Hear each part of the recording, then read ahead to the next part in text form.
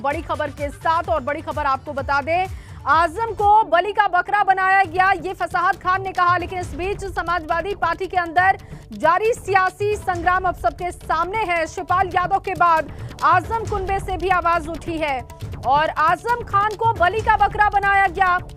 Media प्रभारी आजम खान के फसाहत खान ने ये आरोप अखिलेश यादव पर लगाए हैं।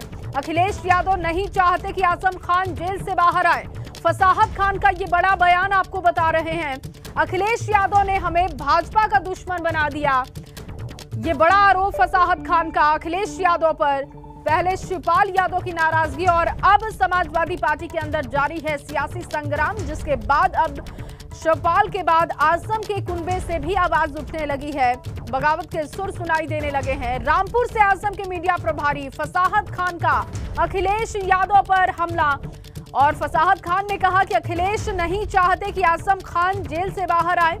बलि का बकरा आजम खान को बना दिया गया, ये फसाहत खान ने कहा है। फसाहत खान जो कि आजम खान के बेहद करीबी हैं और ऐसे में जब वो खुलकर इस तरीके के बयान दे रहे हैं तो जाहिर तौर पर कहीं ना कहीं अखिलेश के खिलाफ नाराजगी है। सबसे पहले शिवपाल यादव ने नाराजगी जाहिर की थी, कई बार वो पब्लिक फोरम से अपनी नाराजगी जाहिर कर चुके हैं। हालांकि खुलकर अब तक वो भी कुछ नहीं बोल पाए हैं, लेकिन कोई बड़ा फैसला कर सकते हैं इसके संकेत वो कई दफा दे चुके हैं।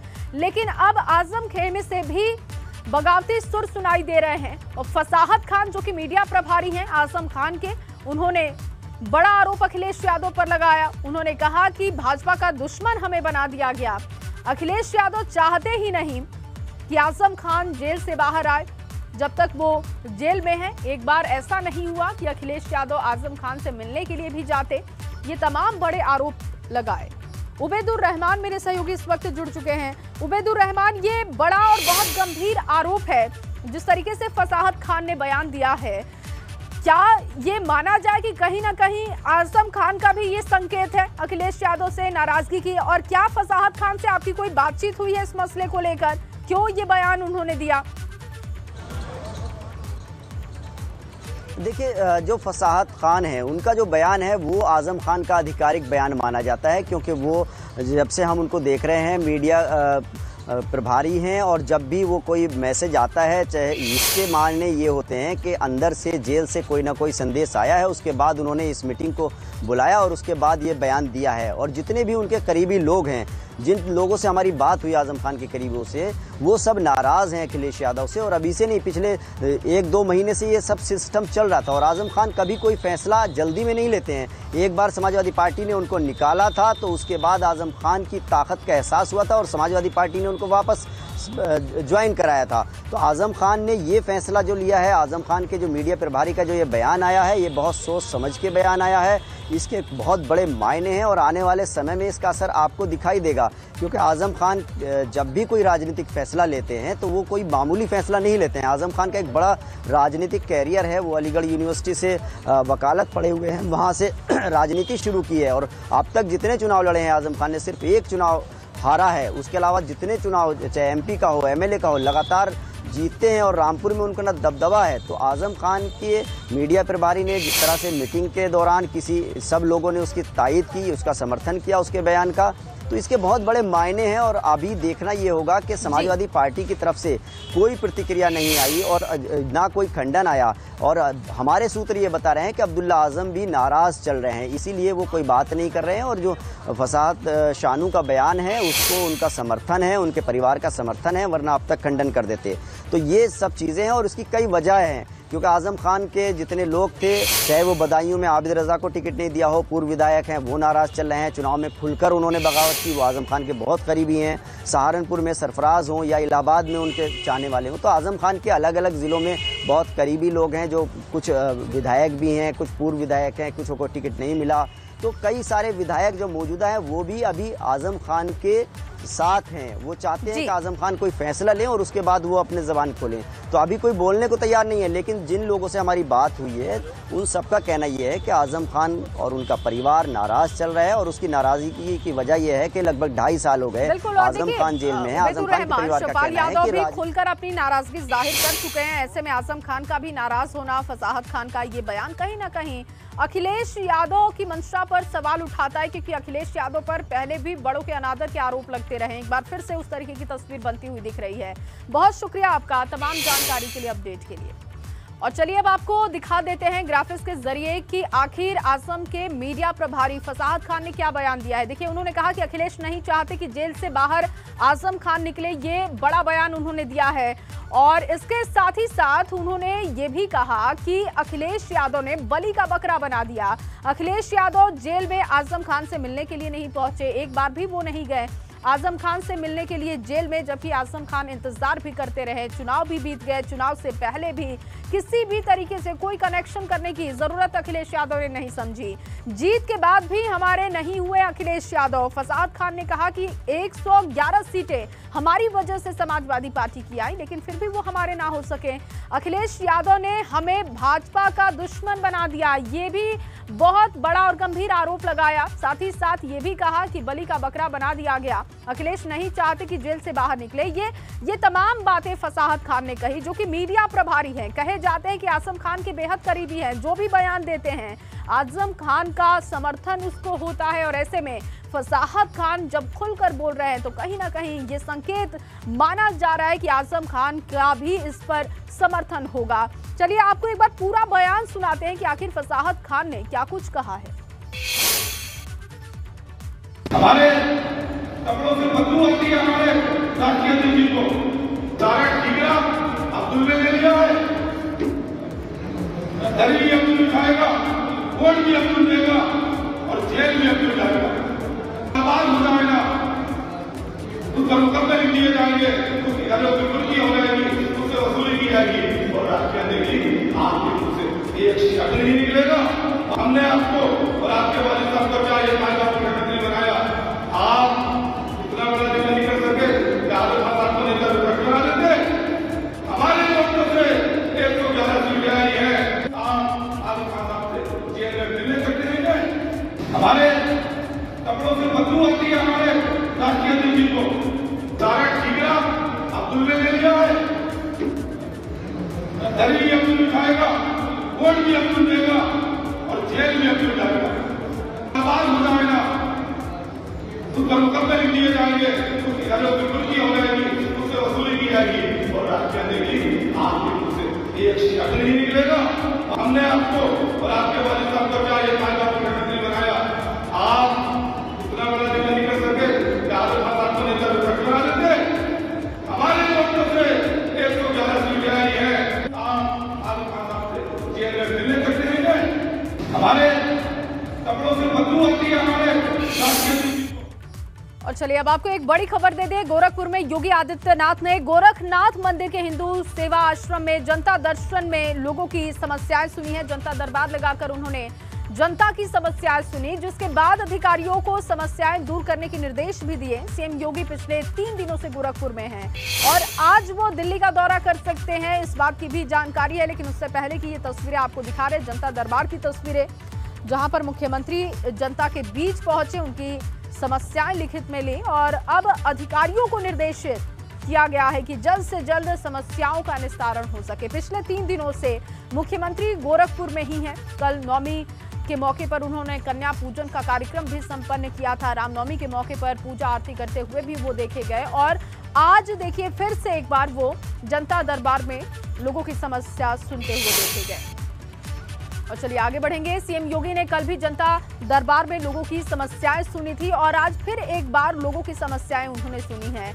अधिकारियों को समस्याएं दूर करने के निर्देश भी दिए। तो देखिए 2 तस्वीरें आपको दिखा रहे हैं। कल की एक तस्वीर आप देख रहे हैं, सीएम योगी आदित्यनाथ ने जनता दरबार लगाकर लोगों की समस्याएं सुनी थी। ये 2 तस्वीरें आपकी टीवी स्क्रीन पर, एक आज की तस्वीर आप देख रहे हैं जबकि एक कल की तस्वीर आप देख रहे हैं। और एटीएम हैकिंग की खबरें तो आपने कई बार सुनी होंगी, लेकिन आज आपको लाइव हैकिंग दिखाते हैं। प्रतापगढ़ में पकड़े गए 2 हैकर्स ने पुलिस के सामने हैकिंग का डेमो दिया, जिसे टीम ने कैमरे में कैद किया। असल में कोहडौर थाने में मदाफर बाजार के पास एटीएम से 2 हैकर रोहित शुक्ला और योगेश मिश्रा को पुलिस ने पकड़ा था, जिनके कब्जे से चोरी के साथ एटीएम कार्ड, 2 उपकरण, 1 मोबाइल, 1 तमंचा और 2 कारतूस बरामद किए गए थे, जिनमें से 2 उपकरण से आरोपी एटीएम को हैक कर पैसे निकालते थे। पुलिस ने जब इन शातिरों को पकड़ा तो पहले उन्होंने एटीएम में ही हैकिंग का डेमो भी करवाया गया उनसे, उसका वीडियो तैयार किया गया, फिर कई धाराएं लगाई गई, जेल भेजा गया। इन शातिरों की गिरफ्तारी करने वाली पुलिस टीम को प्रयागराज जोन के अपर पुलिस महानिदेशक ने 50,000 रुपए से पुरस्कृत भी किया। और ये देखिए, जब डेमो तैयार किया जा रहा था उस वक्त की ये तस्वीर है, उस वक्त का ये वीडियो है। इन दोनों ही हैकर्स को पकड़ा गया और कैसे ये ठगी करते थे, कैसे पैसे निकालते थे, उसका डेमो करवाया गया। एटीएम मशीन के साथ छेड़छाड़ करके उसमें से कैश विड्रॉ करते हैं। बेसिकली जो इनका मोडस ऑपरेंडी है उसमें ये एटीएम मशीन पे जाते हैं, वहाँ से कैश विड्रॉ करते हैं और कैश जब निकलता है तो जो कैश डिस्पेंसर है उसके फ्लैप को ये होल्ड कर लेते हैं। और अब खबर ग्रेटर नोएडा से, जहां ग्रेटर नोएडा में पुलिस और बदमाशों के बीच मुठभेड़ हो गई, जिसमें पुलिस की गोली लगने से एक बदमाश घायल हो गया। बाद में पुलिस ने दौड़ाकर बदमाश को गिरफ्तार भी कर लिया और पकड़ा गया बदमाश, अब जिससे उसके कनेक्शन को खंगाला जा रहा है। आगे बढ़ेंगे, बागपत से खबर है।